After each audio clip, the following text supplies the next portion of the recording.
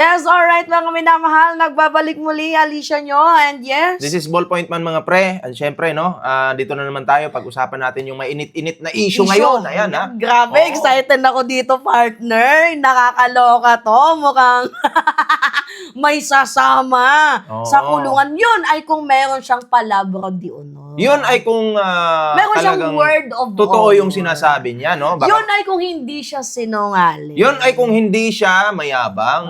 Di ba? Oo. Eto kasi yon mga minamahal, si utol nating hudlom. Kilala mo si utol nating Syempre. hudlom? Ano yun, ha? Pwede na siyang maging mukbang vlogger, ha? Oh, Oo. Pwede na siyang maging mukbang. Kasi ganito, 'di ba natatandaan ninyo mga minamahal, nung March 30, yan, pakita ko sa inyo. Yan oh. Ito, yan, pakita natin sa inyo. Yan oh. Nagsalita itong si si Robin, no? Sobrang klarado ha. March 30, 2023, 2 years. Oh, yan, 2 years. Yan. Yan oh. Pakita natin, 'di ba? Ang sabi niya, kung huhulihin nila si Bato, isama niyo na ako. Mm-mm. Dahil ako isa ako sa sumusuporta kay Pangulong Rodrigo Roa Duterte sa drug war. At saka sinabi niya din before na kahit sunugin niyo ako, amoy Duterte ako. Amoy Duterte, di ba? Paano yan? Meron na pong inilabas na warrant of arrest. So, yan o. Oo. Paano yan? Meron na pong nilabas na warrant of arrest. So, ang tanong dito, itong si Ruben Padilla, paninindigan niya ba yung kanyang mga sinasabi o hindi? Ano kaya sa tingin niyo mga pre? Pero nakikita ko dito mga pre, puro na lang yan, kayabangan na lang po yan ni Ruben Padilla, yung mga lumalabas sa bunganga niya para maging cool. Para sabihin ng mga tao, wow, galing mo talaga, idol. Talagang sasama ka talaga. Ganun yun eh. Di ba? Parang pasikat effect Oo. siya. Kasi, alam mo, nung mga nakaraan, parang lumambot na. Mm-mm. Itong si Robin Padilla, sabi niya pa nga, sana maibalik na lang si Ping Lacson bilang independent commission ng chairperson ng Senate Blue Ribbon Committee, chairperson pala ng Senate Blue Ribbon Committee. Mm-mm. Yan, sinasabi niya yan, lumalambot Parang na. sinasabi niya rin na kung ano yung ginagawa ng Pangulo ngayon, wala rin naman siyang magagawa, susuportahan na lang daw niya. Oo, parang bumabaliktad na. Parang slowly. Siyempre, ang politika kasi sa Pilipinas, hot and cold yan. Mga minamahal. Minsan, ang kaaway mo, hindi natin naasahan, magiging kakampi. Ang kakampi mo, hindi natin inaasahan, magiging kaaway mo. So, maybe itong si Robin Padilla, umi-exit na, nag-graceful exit na siya Mm-mm. dito nga po sa kanyang mga kampi. Kasi biruin niyo, mas pinuri niya pa si Ping kaysa kay Marcoleta, di ba? Ngayon ang tanong, syempre, di ba, once na nagbitaw ka ng salita, syempre, pangahawakan yan ng mga kababayan natin Pilipino. Yung binitawan mong salita nung March 30, yan yung binitawan mong salita, di ba? Na kung huli nila si Bato, isama nyo na ako, sasama kaya itong si Robin Padilla? Ay, naku, malabo yan. Alam mo itong si Ruben Padilla, puro lang din yan hangin, mahangin, mayabang, di ba? At saka hindi Oo. lang si Robin yung mahangin, ito din si Bato. Si Bato. Yan pakita ko sa inyo mga minamahal. Anong sabi dyan? Pakibasa. I am ready to join the old man. Ready daw siya na samahan si Digong, hoping that they would allow me to take care of him. Yan na yun. Pinagbigyan na yung request mo. Your Diba? wish is the ICC command. So, Oo. hindi pa nga pa rin nagpapasko. Mukhang hindi mo na matitikman yung hamonada. At matitikman nila yun kasi magsasama-sama sila dun sa kulungan. Hindi sila magkasama pa rin sa kulungan. Iba yung kulungan ni Digong, iba din yung kulungan ni Bato. At least ICC yun. Di Yun ba? ayun yung maganda. Oo. ICC yun, pero mukhang hindi mo na matitikman, 'di ba? Yung hamonada, yung lechon, yung adobo ng bansang Pilipinas kasi doon ka na magpapasko At sa saka hindi ibang mo na bansa. matitikman yung ihaw-ihaw mo, mahilig ka nun eh. Oo. Diba? 'Di ba? Oo. So, sabi ko nga, habang nandito ka pa ba to sa bansang Pilipinas, sulitin mo na kahit Halloween, gawin yung celebration. Sinusulit mo na 'Di ba? Bagyo, gawin mong celebration na yan. Oh, Oy, may naalala ako Ay, nag-celebrate pero hindi natin pag-uusapan dito. Next topic po natin next topic yan, guys.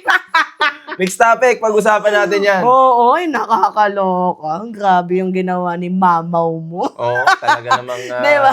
after mag-celebrate, may Oo, may ganito, Ay, naka, mga nagganyan, di ba? Pero anyway, mga minamahala, yung wish niya na, na I am ready to join the old man, abay nagkatotoo. Mhm. Pero hindi natin sure kung maiti-take care mo, maalagaan mo. Pero binawi niya yun. Ay, Binawi niya yun. ano sabi niya? Na in-interview siya doon Oh. sa isang Oh. ewan ko sino yung nag-interview sa kanya, hindi ko makilala. Pero Oh. sikat siya na channel, no. Oh. Nabago yung sinabi ni Bato. Ano sabi ni Ano na Bato? lang niya, sabi niya, handa naman daw siyang protektahan ng Senado. Parang doon na lang daw siya magtatago. Akala ko ba, handa ka nang samahan si Rodrigo Duterte, di ba? Ay, Nangyari. pangit yun, pre. Sinungaling. Well, kung sa bagay, ano pa nga ba nga asahan natin eh? Yan din si Digong noon, di ba? Sabi niya, hurry up, ICC, hanggat buhay pa ako. Tapos nung nandoon na siya sa ICC, sabi Ako ang niya, gagawa. Ako yung acting. I am Rodrigo Duterte. nakakaloka mga minaw. Hoy, wag kang tumawa. Baka mapikon yung mga DDS dyan. Epiko na Ayop naman yan. nga sila eh. Mayroon pa nga daw, isang bengot, magpapaputol daw ng Ay, grabe naman yan. Hindi, kukuha na nga lang sila ng ng vlogger. Bengot pa. Oo, paano kayo yung mga viewers nila, paano maiintindihan yung tao na yun? Hindi nga siya nagsasalita, men. Matapang lang sa Facebook. Oo. Actually, hindi kami hindi kami nag-discriminate sa may mga, may mga bingot. Kasi hindi naman kami kagaya nila Bato na once nang umuwi ka, bangag ka na. Hindi. Ano yun? Kunyari, nagka-stroke ka pre, hindi natin sa hinihingi. May mga kongresista din naman na mayroong stroke, diba? Tapos magsalita Ganito yan. Mayabang kasi itong bengot na to. Oo. So, nagpo-focus lang po kami sa kanya. Oo, Diba? doon lang Oo. kami nakapokus So, sa dapat- bengot na yun. So, dapat, ganyan ka na nga, gandahan mo na yung kalooban mo. Oo. Di ba? Wala eh. Pangit talaga ng pag-uugali nitong bengot na to. Sabi niya, magpapaputol daw siya ng edits niya kapag mahuli daw itong si Bato de la Rosa. Tangina, ngayon magpaputol ka na. Si Digong nga napadala doon, si Bato pa kaya, aray mo. Diba? Mga minamahal. Pero anyway, yung sinasabi ni Bato de la Rosa na hoping na, i-allow daw siya na alagaan si Digong. Yan yung mukhang malabo. Malabo Kasi yun. mukhang ikaw yung aalagaan ng Oo. International Criminal Court. Kasi biruin mo, si Digong, ang ganda ng buhay sa ICC. O imagine, 24 hours may doktor. Kada week, merong Red Cross. Tapos time to time, chinecheck yung kanyang health. May sariling room na parang 5-star, may kusina, pwedeng makipagchismisan sa kanyang mga kapwa, 'di ba? Kapwa mga inmates niya doon sa loob ng kulungan. May sariling, yung gaming ba yun? May sariling siya, kumpleto, rekado. Pero para hindi panghinaan si Bato de la Rosa, ganito yan. Iba kasi yung kulungan sa Pilipinas, iba doon. Doon kasi parang kondo yung titirhan nyo. Oo. Di ba? Nakakulong lang kayo. Pero So, mas maganda doon ka na lang. Oo. Harapin mo muna yung problema mo, yung inaakusa sa'yo. Kasi hindi ka pa naman guilty, di ba? Oo. So, kung alam mo sa sarili mo, wala akong kasalanan. Humarap ka doon. Kumuha ka Diba? na naman ng panibagong Kaufman. Oo. Nako, mahal yun. Panibagong abogado na magsasabi ng mo. 'Di ba? Magsasabi ng ikaw ipagtatanggol, 'di ba? 'Di ba? Tapos ang una na naman nilang titirahin, nasaan ang jurisdiction? Yan na naman Eto, tayo. yung Kaufman na yan, ganito kasi yan. Pera-pera lang yan. Nagtatrabaho ang tao. Pinaasa sila na si Digong ay magkakaroon ng interim release. Huwag kayong mag-alala, kaya natin yan. Ang dami ng Kaya yan. beses. Dami ng beses. Tapos yung mga DDS naniwala naman. Oo, pero tingnan hindi ninyo. naman natuloy, di ba? Diba? Oo. Meron pa yan. Una nilang ginawa is patanggalin yung mga prosecutor. May pag-asa daw, hindi nangyari. Pangalawa, interim release. Tapos yung last card nila is yung health. Oo, yung kalusugan na lang ni Digong na hindi na daw siya pwedeng magsalita, kaya hayaan nyo na lang daw na palayain. Oo. Ang sabi naman ng International Criminal Court, every 120 days, kulang-kulang 4 na buwan yun.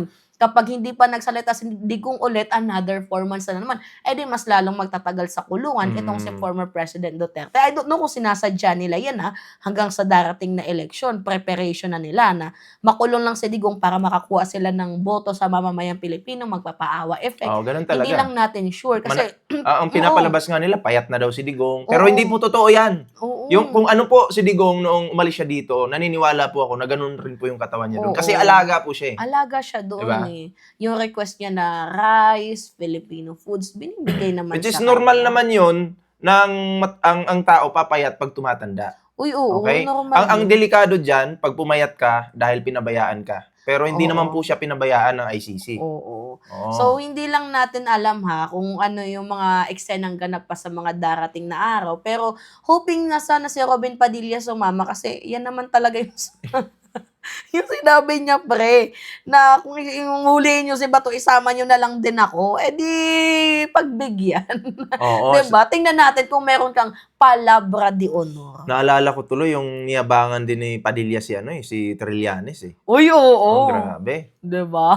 Ano yung nangyari? Tingnan ninyo, diba? Tinatawag ninyong asong ulol, may tiniling, ano nangyari? Ano kayo ngayon? Aray mo. Mm-mm. Diba? So, alright, mga minamahala, kami po ay magpapaalam na kasi parang abot ata tayo dito ng madaling araw eh. Diba? Pero nagpapasalamat kami sa mga viewers na nanonood kasi nandito kami sa bansang mahirap talagang gamitin ng YouTube.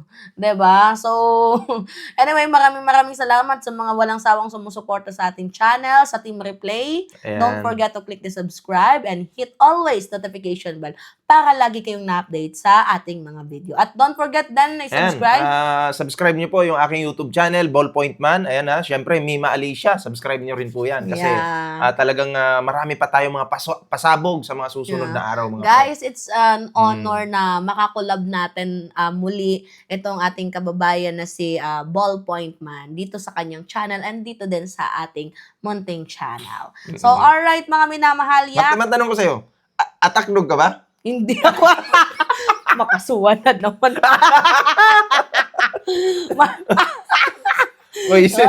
Ayoko na magsalita. Sige. Kasi ongoing naman yung case. Alright. So, yun po. Ingat mga Ingat po, kababayan.